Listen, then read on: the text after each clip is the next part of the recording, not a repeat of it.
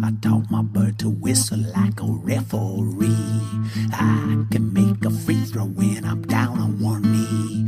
I've been a fan of basketball since I was 5. Now I am a fan of HoopSpeak Live. Hilarious analysis, a mystifying trope. An angel with a cudgel breaking bubbles of soap. Like honeybees buzzing around a hive. Yeah, everybody buzzing about HoopSpeak Live. Hey, welcome to HoopSpeak Live. I'm your host, Beckley Mason, coming to you from a cubicle in Bristol. Today with me, from his ship in the East Bay, Ethan Sherwood Strauss. How you doing, man? I'm doing well. I'm avoiding all icebergs. I'm just really, I'm happy that Bomani is going to be on. I'm excited. One of my favorite guests for the show and just radio personality slash TV personalities in general. So I'm stoked, man. I'm happy. I'm chipper. Yeah, this is the big time. This is your dream of being Dan Le Batard coming true. I wouldn't even dare to have that kind of dream, but I'm excited because I feel like with Bomani, not to suck up to him too much before he comes on, he reminds me of my friend Carlos, whom you do not like for other reasons, but he was just a really good artist. And back in college, we would throw a piece of clay to Carlos and just shout some sort of anything, Eiffel Tower, that has a weird connotation, penguin, tiger, and he would just go in a few seconds and just come up with something. I feel like with Bomani, you could just fire any topic his way, and he would shape that clay into something interesting and engaging. So, we'll see it happen, I guess. Yeah, that's what we'll be doing. First, I want to start with the Rockets because we have very divergent views on this. I hate to say that I think your hatred of the Rockets might be fueled by them Hatred. whooping up on Golden State, but why don't you state your case here? Well, yes, I do have that. And first of all, for context, Zach Lowe wrote about the Rockets and also his 10 Things. It was a very good column, and he described what they're doing, and it is effective. They have been quite smart about optimizing what they have, and it's a lot of pick and roll, three pointers, and just soaking up fouls. And to me, it's smart, but it feels like notional basketball. It feels like a little bit of gimmickry. Gimmickry? I'm not sure if that's the proper pronunciation. Gimmickry is, I think, the true pronunciation of it, where it's almost like a send up of basketball because there's this platonic ideal of what basketball is where you work for the open shot. And what the Rockets have kind of discovered is a three pointer is still a good shot, often, even if you're guarded. Even if you're guarded, it's fine to lob it up there because it counts for more than a two pointer. And then below the 3 point line, James Harden and Jeremy Lin sometimes they're just not even looking at the basket when they're leaning and lurching for contact. So there are these frustrating elements to a style that in many ways is also sort of fast paced and a lot of threes and is fun. So I do find them as frustrating as they are smart. So they're a very interesting development to me. Do you think that the way they play is easy, and does that bother you? No, that doesn't bother me because I'm a big fan of the idea that in sports, sometimes coaches overcomplicate things and micromanage to the point of ruining them. Like with Alex Smith, he was much worse before Harbaugh came in and removed the blitz reads, which were plays that you go to whenever you see a blitz. He just said, "Hey, react and figure something else out." That made Alex Smith a lot better, and I think that's true across sports. So no, that aspect doesn't bother me. I like seeing a lot of spread pick and roll, and that's cool. It's just that they take the optimization to such an extent that it feels like a game that's not quite basketball. That feels perhaps like some very savvy accounting or running a hedge fund. Right. I guess I can see that. I also would say that if this is a gimmick and it's working, um, is it a gimmick or did they just figure out the way that basketball is actually supposed to be played? To me, basketball is is a full court experience. The 3-point shot is one of the skill plays in the game. So is driving and passing, and you get that in droves with the Rockets. I find them to be an extremely entertaining team to watch. I think that the way they move the ball is underrated. I think that their spacing seems like a gimmick, but it's actually a very tricky thing. Watch where Omar Ashik is on the court. He can't be 18 feet away because he can't make that shot. But he also can't be 6 feet from the rim because then he crowds the space. So he has to find that perfect place where the defender has to leave him to help, but he can still step in and dunk. He doesn't have to make a shot. So I think there's all this science to the way that they play, that because they play so fast, and I'm not accusing you of ignoring it, but there are things in this game that you can appreciate beyond kind of an obvious, okay, here's a double pin down for this guy, and then they're obviously doing this. A lot of what they do is on the fly. And when I talk to the players, so they came through Brooklyn, and I got to talk to a bunch of the players at shoot around, and they love it. Like, they are having a blast. When I talked to Carlos Delfino, the parts that I could understand, anyway, seriously, his accent is pretty strong, especially on a recorder. I would love if he was actually talking to you about the Diego Maradona goal versus England, and you had no idea, and you just. He was this one part I listened to maybe 50 times, and it was like a 10-second spit, and all I could ever think that he was saying was, "The bath is in, or it gets a 9." And I was like, all right, well, that's going in the article, Carlos, just so you know. But I was talking to him. I was like, "Have you ever played like this?" And he said, 1 year in Europe in 2004, we played like this, where 1 through 4 could get the ball and push it up court, and but then he played for Larry Brown, he played for Scott Skiles, even Mitchell in Toronto to an extent was more of a controller, and I think that the players, it's cool to see the players have so much control play in and play out to decide where the ball goes and how each play develops. Now, here's the trick. They're just running a lot of pick and roll. So do you say, okay, this is boring, like is pick and roll the new ISO in that sense? Or do you say, okay, to the extent possible, every possession kind of is a snowflake for the Rockets because there is so little play calling? Yeah, no, I think that's, and you're sort of swaying me you're swaying me over the course of this conversation, as often happens. My subjective viewpoints on what's entertaining are quite flexible, and it's clear that it's not haphazard or unthought out. You can see that in the article where the coaches were really hand-wringing over how to incorporate their new acquisition. They're Thomas Robinson, because he can't shoot the three, but they need rebounding, and it's clear that a lot of thought goes in.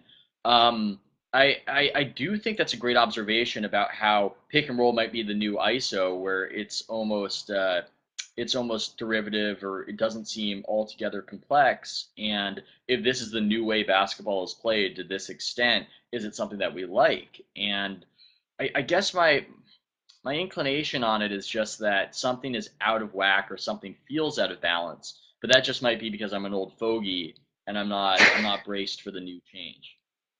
Yeah, well, as Phil Jackson says, there are three ways. Basketball offense is all about penetrating with the ball, and there are three ways to do that. One is with the pass, one is with the dribble, and one is with offensive rebounding. And I would argue a team that or passing into the post, rather, a team that dribbles to the basket is going to be more entertaining than a team that relies on offensive rebounds and passes into the post. If you go along with Phil's convention. And I just want to say that I had this whole crazy thing tricked out that James Harden was going to be a metaphor for the Rockets in general, but we don't have time for that. That'll be saved. That awesome observation will be saved for another episode, because we want to bring on Bomani Jones. We've waited long enough to bring him on. As previously mentioned, just one of the best sports personalities out there / entertainment personalities. Bomani, how you doing, man? I'm trying to figure out why in the world I'm next to J.R. Smith. I don't know. I don't control the art I'll say this though. It is a hairline at the very least that I wish I still possess. So I mean, you definitely got me with my pic. I haven't taken a picture that good since I took the damn picture.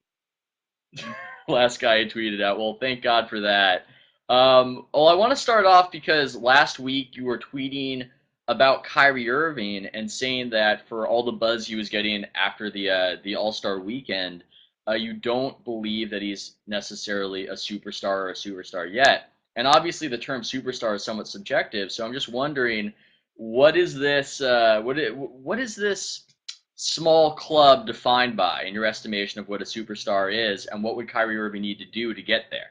Well, to be fair to him, he'd have to do a lot. I didn't call Kevin Durant a superstar until last postseason, and my reason for that was that I saw too many games in the postseason prior with Kevin Durant standing over there in the corner just minding his own business while the entire fourth quarter went on, right? Like, it's very difficult for me to give you a technical definition of what it is, but it is not a shoot-first point guard who, as of now, can't seem to guard very much of anybody. And that's not a slight to him, right?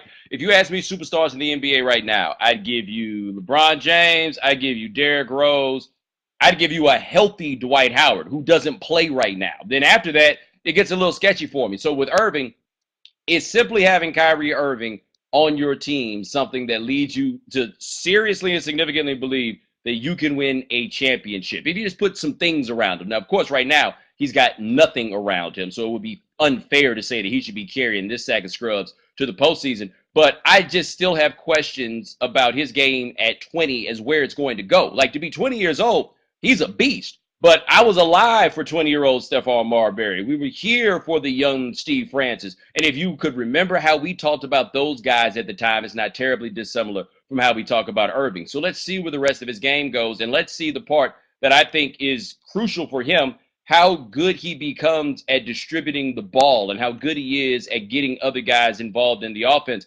And he only played, 11 games at Duke, so it was only so much of a sample. But I think it's worth noting that Arizona game where Duke got smoked, and they largely got smoked because physically they couldn't hang. But, hey, man, Kyrie got his.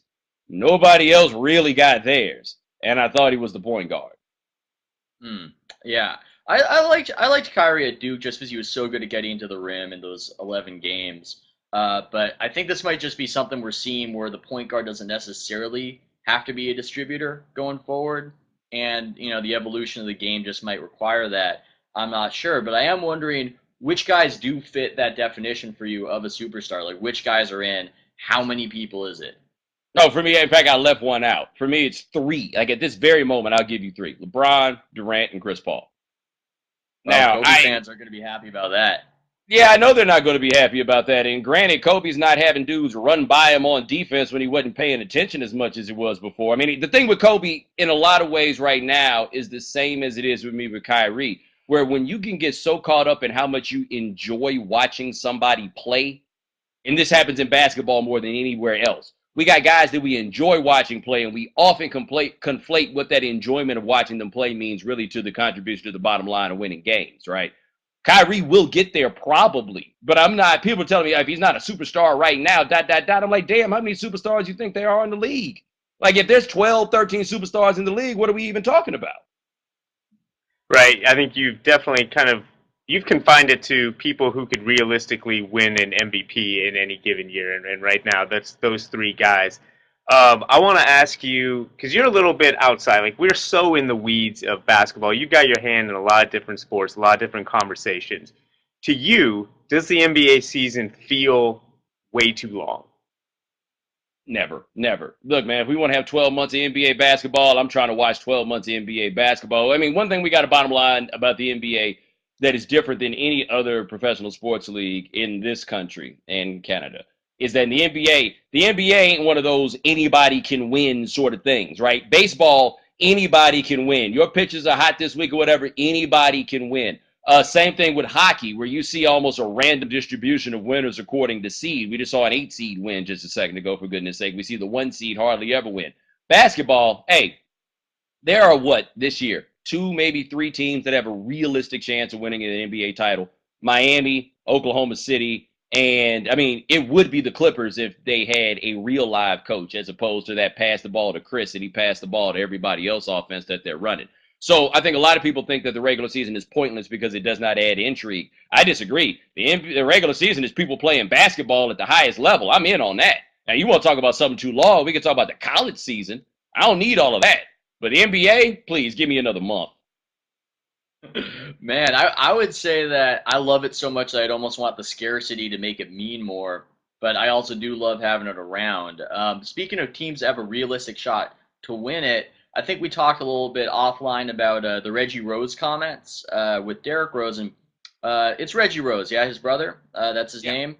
And he had, very professional by me there. But he had a really subversive point, I think, which is that this want to have Rose back, it's kind of like, what are we even talking about? Because even if he comes back, it's not like the Bulls are necessarily putting the resources in to win this thing. So it's almost perhaps like using Derrick Rose to bring him back at this juncture. And I'm wondering, how much did you agree with Reggie Rose, and do you think that was the right move for him to do that? Oh, Reggie's right. I mean, anybody that says that Reggie Rose is incorrect on this one is lying. I felt like most of the backlash has come because Reggie Rose is Derrick Rose's brother, and Reggie's been treated as a handler since, I'd say, take it back, to 2006 with the recruitment. I mean, that's a very important part of this. NBA guys, I don't think, know nearly as much about Reggie, but he has been absolutely in control, and I think that people need to keep sight of there's not a terrible difference between Derrick Rose's agent saying that and Reggie Rose saying that, right?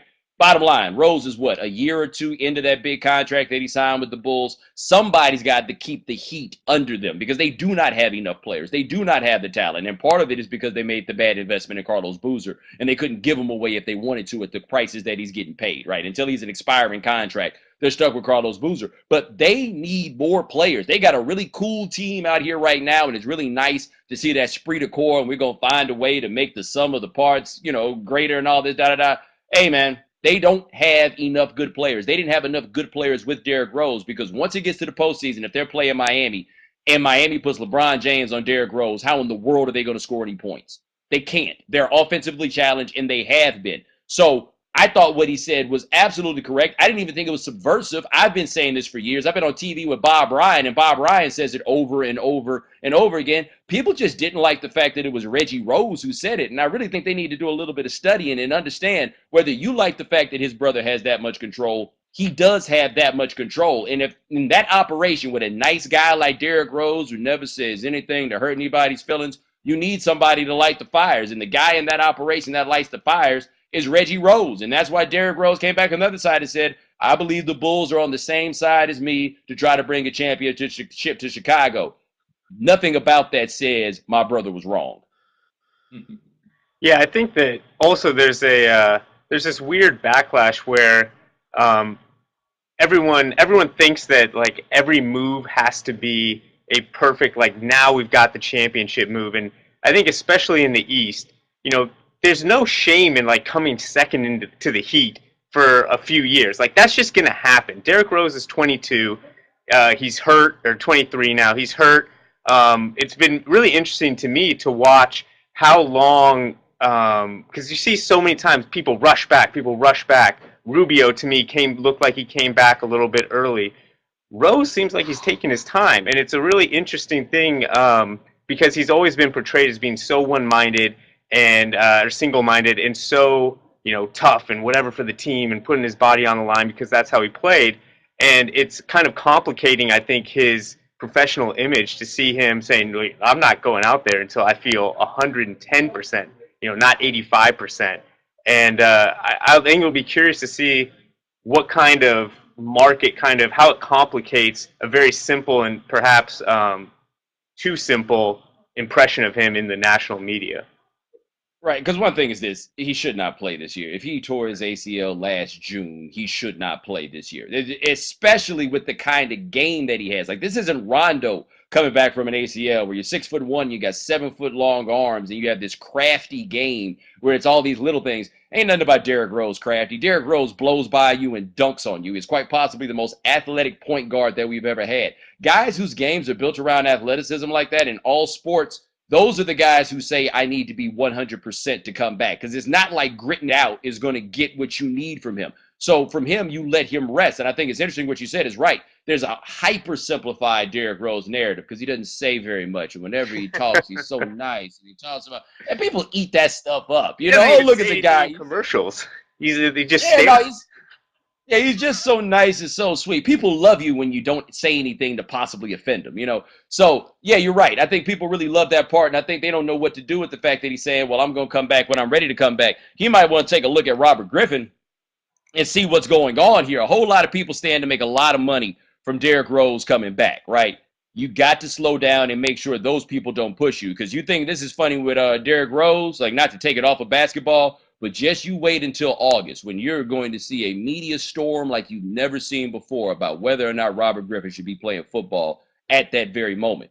This is basketball, though, where a guy can look at you and say, I'm not coming back to play. What are they going to do to Derrick Rose? What are they going to do? Make him play? No. They need Derrick Rose so bad for that team in that city that he could come back in 2 years and they won't say a word. I'm going to throw a hypothetical at you guys because PEDs have been a hot topic, and a lot of it's framed as, do you feel differently about the athlete after he gets caught with PEDs? Let's hypothetically say that Derrick Rose, if he took HGH, would be back and just ready to go for these playoffs, and he's in effect missing these playoffs because he's playing by the rule book and not using this substance that the NBA can't possibly find. Like, how would that make you view Derrick Rose if you learn that hypothetical? Would you think that he was a sucker, or would you think that he was perhaps doing right by his sport? Well, I don't know. It's interesting because I am not a moralist about performance-enhancing drugs. I'm not a moralist about much of this stuff. People are going to try to get over. People are highly competitive and everything else. So for me, no, it wouldn't really do too much for me. I would find it to be surprising because I don't know why necessarily. And maybe it's my exposure to basketball is a little different, but this isn't the PED culture that you have in baseball. This isn't the PED culture that you have in football. I think that there is a cynicism that moves people to say, well, the NBA has to have one because everybody else does. And I get the logic, and I understand the nature of competition. Basketball players are weird, though. Like, basketball players, by and large, aren't lifting weights unless you make them. I mean, I don't know. I know I'm not the only person that's ever heard that I'm not lifting weights is going to mess up my jump shot.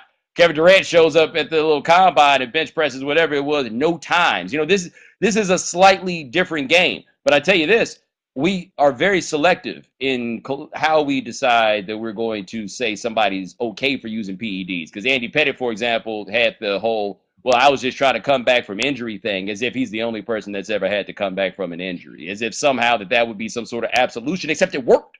It worked. People bought it. When people talk about PEDs, they don't talk about Andy Pettitte in that same context because all he was trying to do was come back, and then they were going to start talking about his daddy. And now he had to come in and get on his horse and cape up to save his pops, right? So, no, for me, it wouldn't be such a thing. If it happened with Derrick Rose, oh, goodness gracious, it would be huge. But then we'd be caught with, well, wait, how do we feel about this in basketball? Like, we have a different mentality about it with baseball. Baseball is a history of 5'11", 185-pound guys hitting 500 home runs. Like, it feels different with these guys becoming hulking specimens to do so because the idea is that you can do it just with wrist speed and eye contact, right? Football, we don't care. Because just about every single one of us if put in that same situation would be like, look, what can I take? There's such a physical demand on it. Basketball, I have no idea what people would think. Right? Rashard Lewis has gotten busted on one. O.J. Mayo's gotten busted on one. People don't even think about it. Yeah, I think that there's something to the way that basketball is played now that almost puts superhuman demands on players. Like the way that Derrick Rose cuts, those shoes are designed to allow humans to move in ways that they've never moved before. The way that, a team has to play 5 games in 7 nights, and you've got guys who are running up and down the court and playing harder than they played in the 80s. I mean, that's just a fact. They're running harder. They're in better shape. They're wearing down. I mean, the game itself, I think, places superhuman demands on its athletes, which is why there's so many that break down and why it's so weird that a guy like LeBron just never gets hurt. Like, even Kobe gets broken down, and he's so hardworking. So I think if someone was taking PEDs, what would be an interesting conversation that would come out of it is, are PEDs necessary to keep up with the game as it is designed? And if it is, like, we got to make a decision, right? We can either have them keep up, or we got to say, okay, this is a 55-game schedule where humans can compete. Yeah, and I also think we need a realistic redefinition of what constitutes a performance-enhancing drugs. Because, like I always say, eyeglasses are performance-enhancing. Like, I understand that's an extreme. Yeah, you're cheating, Beckley. You're cheating. And of course that's excessive and a bit hyper simple. But I do think it's necessary to outline the fact that people use things all the time that enhance their performance. How do we decide what is fair game and what is not? Like a splint or something like that, if you make it with your own hands, whatever it is, all of a sudden it's okay or something like that. And human growth hormone to me has always been where that discussion needs to take place or where it needs to be had. If you have something that you show is beneficial to the athletes, like if you're talking about stuff that in the long run is harmful, like the anabolic steroids that people really use in the 80s and 90s, those are things that are harmful to players' bodies, and it's unfair to ask them in the name of competition to run the risk of mortgaging their future for present success. But if we're talking about something that seems to be okay and is not going to cause you all these issues down the line, I can't figure out what the problem is. Like, unless the provisions for PEDs are in place to protect players, then otherwise they're just it's vanity, right? It's the vanity of the league. It's deciding we're going to crack down on something on a false ethos. But the only standard should be the long-term health of the players. I agree with that. I'm wondering to totally shift gears for as we're wrapping up. You were talking last week about Chris Bosh and what Chris Bosh needs to do when confronted with this really terrible scenario over All-Star Weekend. That I don't think I have to explicitly say what happened for people to know about it. And what Lil Wayne was saying happened between Chris Bosh's wife and himself in the past. And what I'm wondering is, taking the discussion away from what Chris Bosh needs to do, what does it say about us that we pick on Chris Bosh like this? Is it just there's something pick-onable about him? Or is it that we see somebody who's nerdy now, and it's like Lord of the Flies and he's Piggy, and social media amplifies it to maybe a level of cruelty that's unprecedented? It's unfair. I mean, the way he gets treated, he's the easiest guy to pick on, right? Although the one thing I'll say, these nerdy guys seem to love Chris Bosh, but Chris Bosh, it's not that he's a nerd, though. It's that he's socially awkward. And those are two different things, right? He has an uncanny knack for taking the wrong picture or being the guy who tries too hard, like at the little victory celebration with the woo! Everybody else like, hell yeah, we up in this. Yeah, we about to win the championship. Not Chris Bosh. I'm no longer in Canada. It's just, he's always the guy, the champagne in the locker room. He manages to take the worst and most awkward photos all the time. But look, I went and ran a search on Chris Bosh on YouTube because I was trying to find that celebration, right? The first thing that comes up under suggestions after you type in Chris Bosh is Chris Bosh's gayest moments. Like, that's a quote. Yes. That's exactly what comes up. This is so absurd, and it's so insane that this one guy who isn't even that big of a star, if we're going to be perfectly honest, has just become the guy that everybody picks on about everything. And it is unfair, and it is very, very cruel, but it's a very high school sort of dynamics that you got a crew of people. There's the two cool kids, and then there's the one guy everybody can pick on that they happen to be cool with, and that's Chris Bosh. Yeah, it's unfortunate. I feel. Oh, sorry, Beckley. Go. Oh, hold on. I just think I unplugged my own headphones.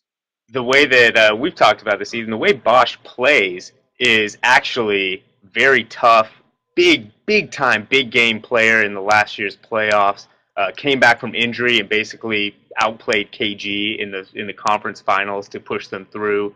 But it's kind of like the way he carries himself. There's something about the way he runs. He kind of trots. He's got this long neck. He's got very fine features. And I think that the way he looks, if you just looked at his production and kind of his drives to the hoop and where he scores, you'd be like, oh my God, this guy's such a badass power forward. He's 6'11", great defender. They can move him to the 5.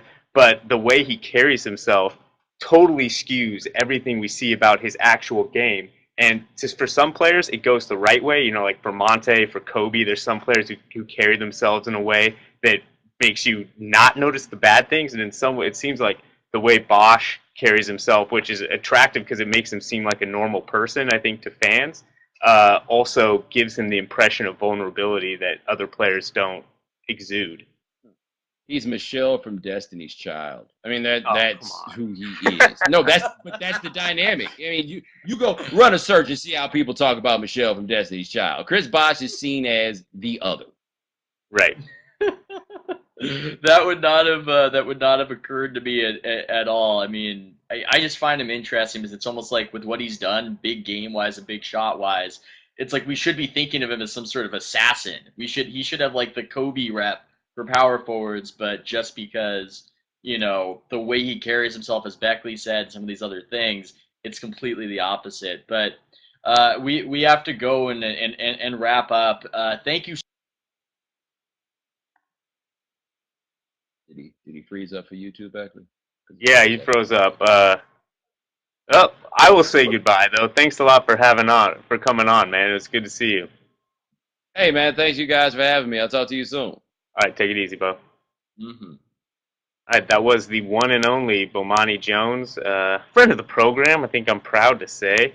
And you cut out there, Ethan, but obviously Ethan is also a big fan.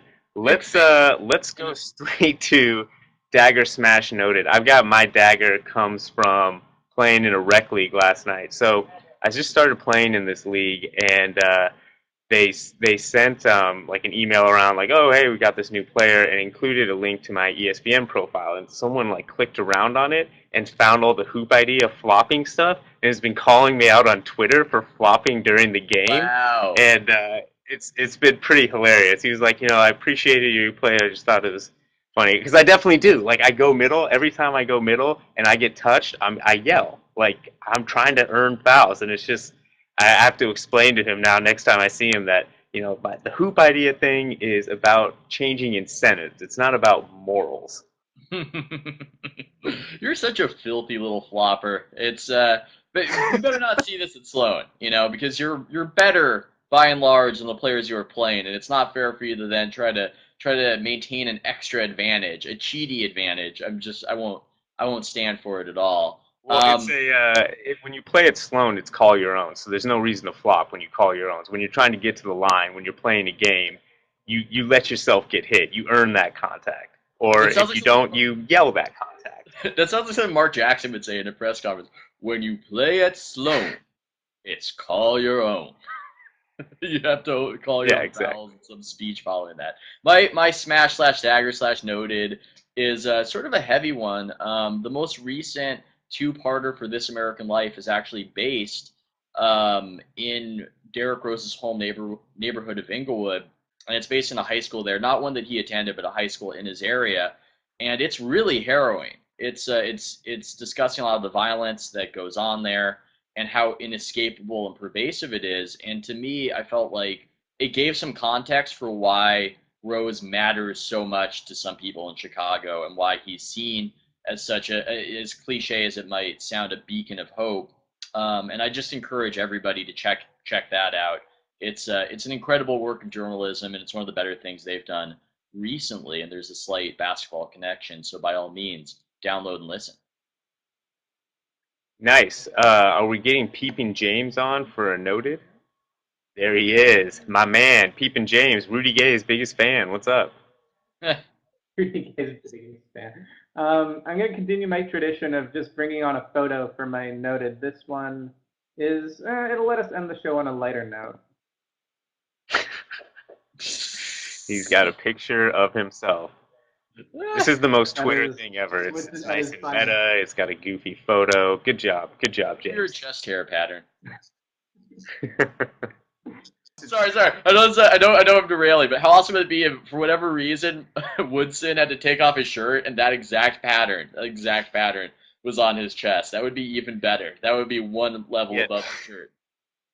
Or if he actually just had another face, like Quado in Total Recall. There's a little baby Woodson that made all the play calls.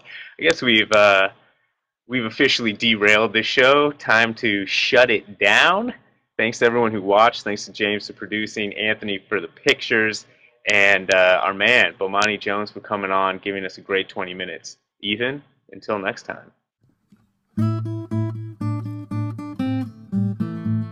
I taught my bird to whistle like a referee. I can make a free throw when I'm down on one knee. I've been a fan of basketball since I was 5. Now I am a fan of HoopSpeak Live. Hilarious analysis, a mystifying trope. An angel with a cudgel breaking bubbles of soap. Like honeybees buzzing around a hive. Yeah, everybody buzzing about HoopSpeak Live.